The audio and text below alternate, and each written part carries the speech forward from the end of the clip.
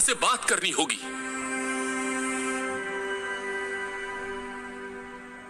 नंदिनी ने तो शायद अपने माता पिता की पूरी बात सुनी भी नहीं होगी। जैसे ही उसके कानों में उसके जन्म से बंधे हुए श्राप की बात पड़ी और उसे यह समझ आया कि उसका अभय मर सकता है, नंदिनी उल्टे पांव महल से भाग निकली।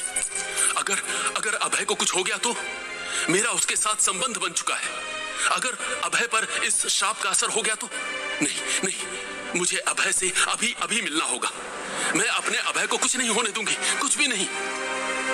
बौखलाई हुई नंदिनी महल के पिछले रास्ते से निकल अपने घोड़े पर सवार अपनी पहचान छुपाने के लिए एक काला दुशाला ओढ़े कब प्रतापगढ़ की सीमा से बाहर निकल गई पता ही नहीं चला। उसके कानों में उसके पिता की श्राप वाली बात गूंज रही थी। उसकी आंखों के सामने बस अभय का चेहरा घूम रहा था। नंदिनी हर हाल में अभय तक पहुंचना चाहती थी। अपने घोड़े को हवा की तेजी से दौड़ाती हुई कमर में खंजर बांधे अपनी जान पर खेलकर नंदिनी विजयगढ़ के महल तक आ पहुंची और किसी तरह छुपते छुपाते नंदिनी अभय के कमरे तक पहुंची। अभय अपने बिस्तर पर बैठा एक कागज पर कलम और स्याही से कुछ योजना बना रहा था। नंदिनी की छाया देखते ही उसने कागज बिस्तर के नीचे सरका दिया और हैरान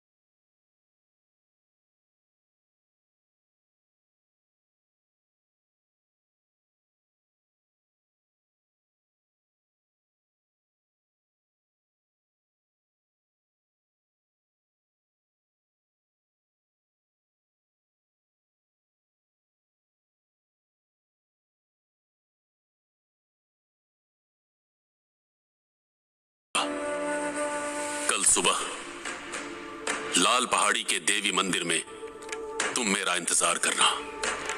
मैं तुमसे वादा करता हूं नंदिनी कि दूसरे पहर से पहले पहले मैं तुम्हारे साथ 7 फेरे लेकर तुम्हें अपनी पत्नी और विजयगढ़ की महारानी बनाऊंगा। उसके बाद कौन हमें स्वीकार करता है और कौन नहीं, इसका फैसला हम करेंगे। सच?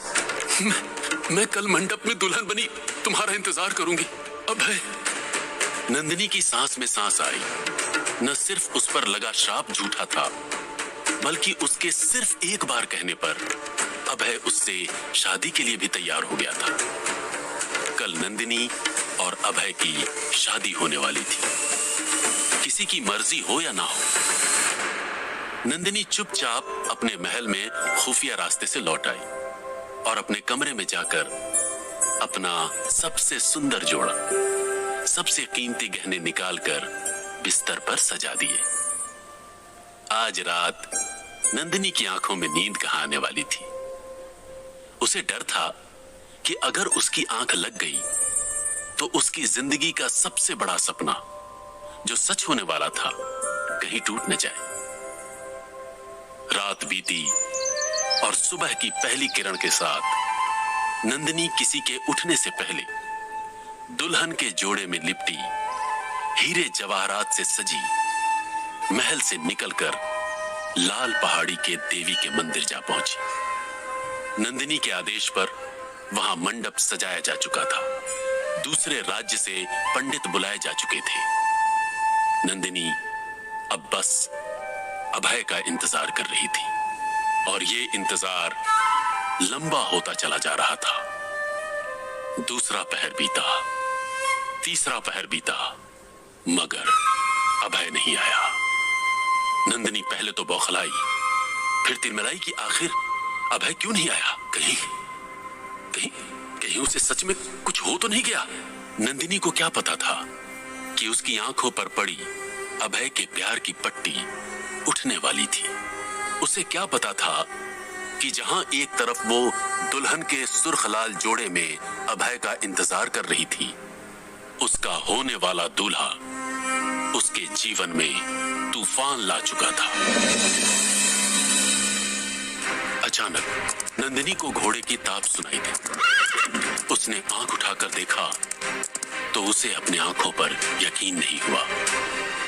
रतन सिंह, प्रतापगढ़ के सेनापति और महाराज अग्रसेन के मुंह बोले भाई, खून से लथपथ किसी तरह घोड़े को संभालते हुए नंदिनी के सामने आ गिरे। रतन सिंह,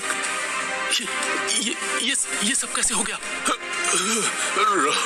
राजकुमारी, प्रतापगढ़ पर विजयगढ़ के राजकुमार अभियंत्र ने हमला बोल दिया है। पूरे राज्य को